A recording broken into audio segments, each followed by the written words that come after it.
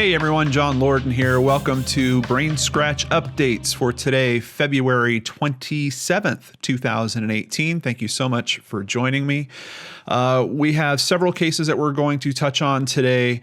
I want to give a few special thanks before I get started. First of all, thank you to Christy Strasinger. One of her main jobs is keeping me updated on every single case that I mention on the channel, and she does a great job at doing that. So thank you so much, Christy. And I also want to give a very big thank you to Lizzie Violet, who has taken a particular interest in the case of Bruce, well, I hate calling it the case of Bruce MacArthur, but the focus has certainly shifted to him. It started as the missing persons case of Andrew Kinsman, but now we are finding that we have a serial killer in that area by the name of Bruce MacArthur, allegedly. So we're going to start with a quick update on the Bruce MacArthur case over at nationalpost.com. And here they have images put together of all of his alleged victims so far. And we're going to find out that they have literally just added number 6 to this list of 5. But starting from the left, we have Salim Essen, which of course we spoke about in Andrew Kinsman's episode.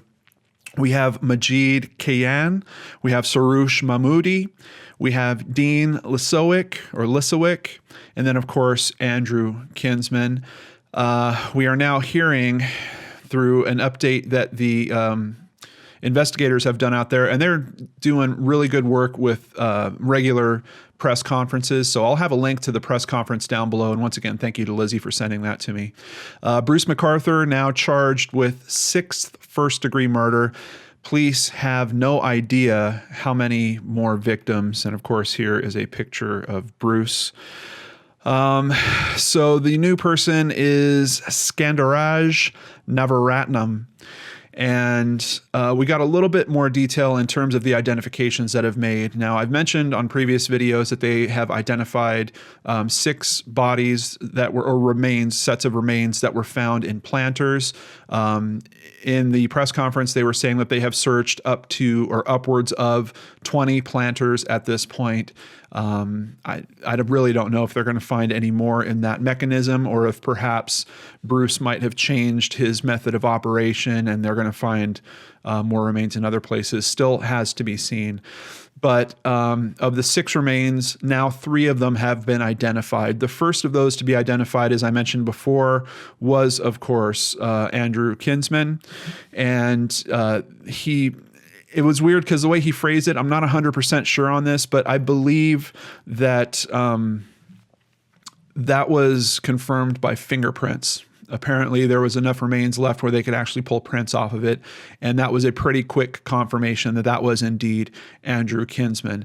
Now, there's been 2 more that have been identified. They're saying that they did those by dental records, and for those names, we have Skandaraj Navaratnam and Soroush Mahmoudi. So of the 6 charges that he's facing so far, they only have confirmed remains for 3. But of course, we know that there are 3 other sets of remains at least that have been found. So it could be likely that even the charges that they're attempting to press for the victims, or the ones where they don't have remains of the victims, might still come to fruition. They're probably waiting for DNA tests on that. The investigator was very clear that DNA testing takes much longer than either of the other 2 methods they've used so far. So unfortunately, just a nightmare for the community. Of course, everyone is still very upset. Everyone is trying to cope with this. And I don't know. I wish that there was more I could say. Then my heart goes out to you. But I can't imagine what it's like to have been living in this area, to have been suspecting that there was a serial killer here all along, and not quite getting the level of attention that you think that that really deserves. And unfortunately, that's what happened here. Moving forward to our next case, we are talking about the case of Sarah Spiers, which I think I called it the Claremont murders when I covered it on BrainScratch back in September of 2016. We had an update in January of 2017 that the killer might be caught. Now, the Claremont murders, if you recall, is a set of 3 young women that went missing. They found the remains of 2 of them, but they never found Sarah's remains. So when the killer got caught, essentially it seemed like charges were being filed for the instances where they had the 2 sets of remains, but not particularly for Sarah. We now move forward to January of 2018, and we hear that police have been looking for a specific 1992 Toyota Camry station wagon, a white one, which, if you remember the episode at all, was a very big clue that was given back then. They know that this vehicle was deregistered in 2008, but they still wanted to find it and do some forensic testing on it, hopefully to find evidence. We have no other details outside of that. I can't even tell you if they confirmed that they actually have found the vehicle, but after they put that word out asking for the public's help to find that vehicle, just a few short weeks later, we get some updates on this case. So let's go ahead and share the screen again and give you just a little bit of history. This is at bbc.com. A little bit of the backstory here, just in case you're not familiar with this particular instance. The disappearances of Ms. Spiers, Jane Rimmer, 23, and Kiara Glennon, 27, have previously been described as Australia's longest running and most expensive murder investigation. Ms. Spiers went missing from a Claremont night spot on the 27th of January, 1996, at the end of a night out with friends. She had called a taxi, but when the driver arrived, there was no sign of the teenager. Ms. Rimmer disappeared in the same upmarket suburb on the 9th of June, 1996. Her body was discovered 2 months later in bushland about 30 miles south of Claremont. Ms. Glennon went missing on the 14th of March, 1997. She was found dead 3 weeks later. Jumping over to news.com.au. Police investigating the 1996 disappearance of Sarah Spiers have charged Bradley Robert Edwards with her murder. So pretty substantial development there. We still haven't heard any information that they have found her. As a matter of fact, it states it right here. Police believe she was abducted and murdered, but her body has never been found. But to consider how old this case is and how long this investigation has been going on, I believe it comes down to this picture of this vehicle here. I don't think it's a coincidence that just a few short weeks ago, we had the authorities asking to try to locate this vehicle. And now all of a sudden, a few weeks later, they're filing charges there, even though they don't have Sarah's remains. So it's really just conjecture at this point, but if nothing else, we can tell that something has indeed spurred this case forward. And then, of course, keep in mind, Edwards is also charged with abducting and raping a 17-year-old girl in February of 95 in Claremont and indecently assaulting an 18-year-old woman during a break-in at a Huntingdale home in February of 1988. So if nothing else, it seems like they are building up a list of charges against this guy. I would have to assume from what I'm seeing here that they probably did find the vehicle. They probably conducted some type of forensic test on the vehicle. I don't know if they found a DNA hit of Sarah being in there or a blood type match or something along those lines. But trying a case without a body is always a risky proposition. It's not impossible.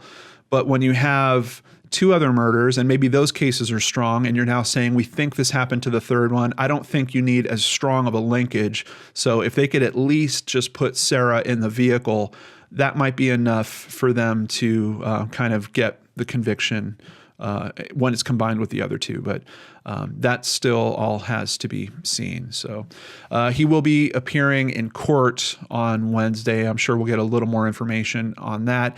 And if you are interested in this case, I will have the original BrainScratch in the description box below, as well as the update episode.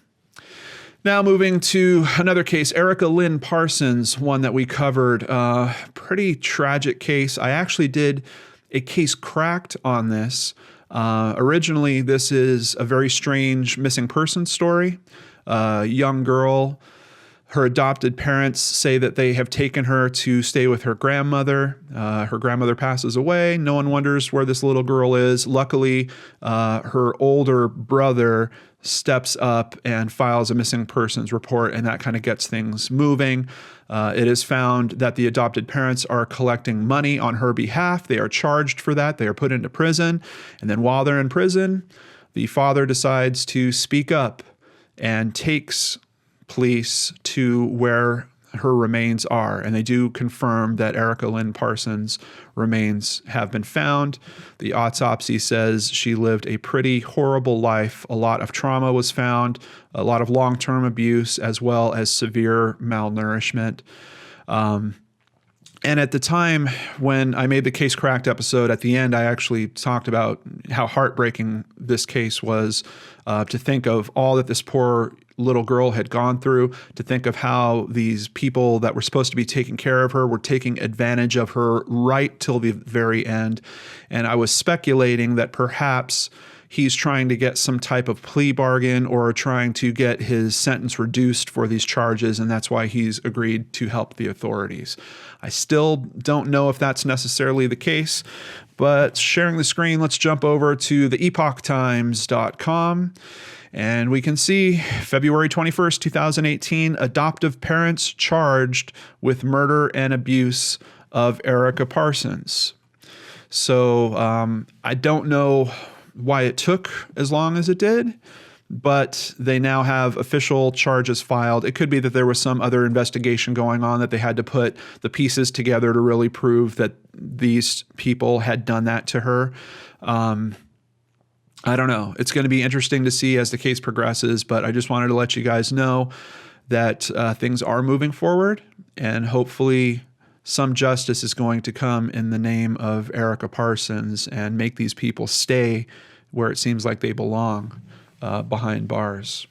And in today's final update, we did a story about a treasure hunter called Randy Bilyeu, who went looking for what is known as Forrest Fenn's treasure. Forrest Fenn is a bit of an eccentric man who decided to bury a few $1 million worth of treasures in a chest, gave some clues in his books about where to find them, and people have been trying to find them ever since. People have also been dying, literally, trying to find them. I've talked about it on JohnnyVlogs as we had another one. We had some really spirited and interested discussion around this. You know, it's kind of tough for me when I'm seeing something like this and I'm wondering about the responsibility of the person who set all this up. But ultimately, these people are deciding of their own accord to go into somewhat risky situations and to risk their lives looking for this treasure. It now appears that we have a fourth, it's hard to say victim, but we have a fourth casualty in terms of the Forrest Fenn treasure. At westward.com, a Freedom of Information Act request has revealed that Jeff Murphy, who died from a 500-foot fall in Yellowstone National Park last June, had been searching for a $2 million treasure said to have been hidden by New Mexico author Forrest Fenn. So that's number 4, but this article also alludes to the fact that there might be 2 more. The ex-wife of one victim from the state believes that 2 additional people have perished, and the state that that's referring to is actually Colorado, and the ex-wife that we're talking about is the ex-wife of Randy, right here, Randy Bilyeu, who we did the BrainScratch episode on.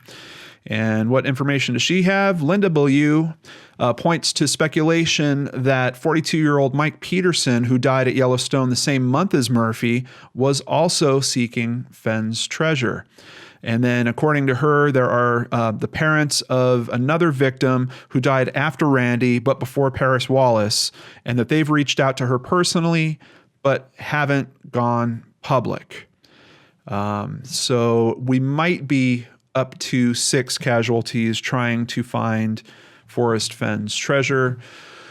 I've asked it before and I'll ask it again. I just don't know at what point Forrest decides that, hey, enough is enough, and either confirms that the treasure isn't there, or just removes it, just goes out and picks it up and says, you know what, I'm going to donate this money to some great organization instead of do it this way.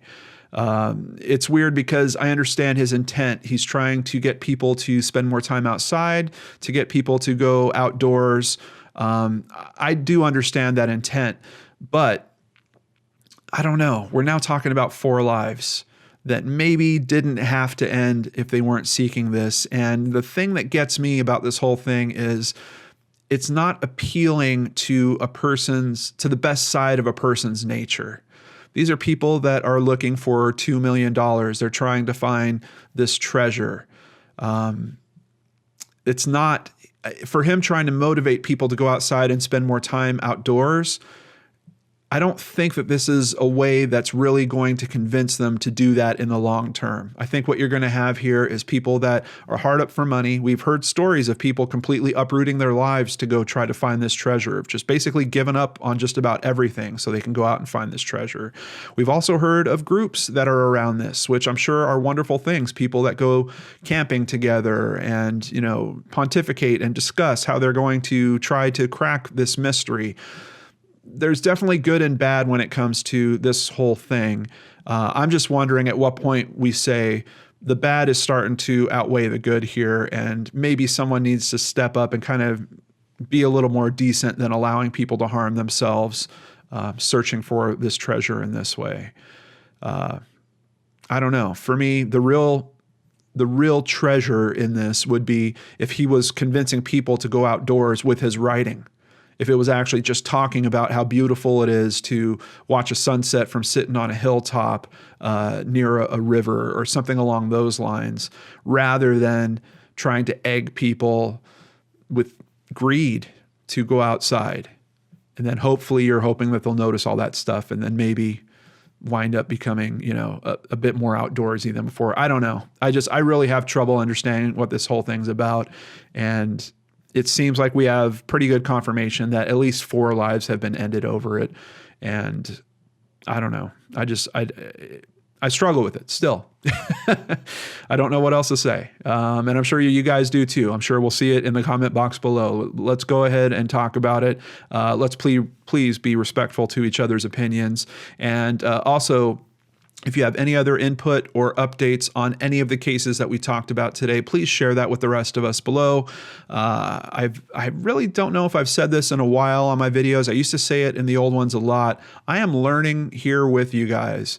Me having these conversations is just literally the start of the process. My mind is open to change. There have been so many times where your comments have shifted me and moved me into different directions, not just in terms of investigations, but also in terms of beliefs. So good conversation is really important, and I really appreciate that you guys on many occasions have provided that and really given me some new insight. It takes both of us, both me and you, to make this channel work. So I just want to let you know that I really appreciate that, and I'm happy that you're there. Take care, everyone. I'll see you back here on the LordanArts channel tomorrow.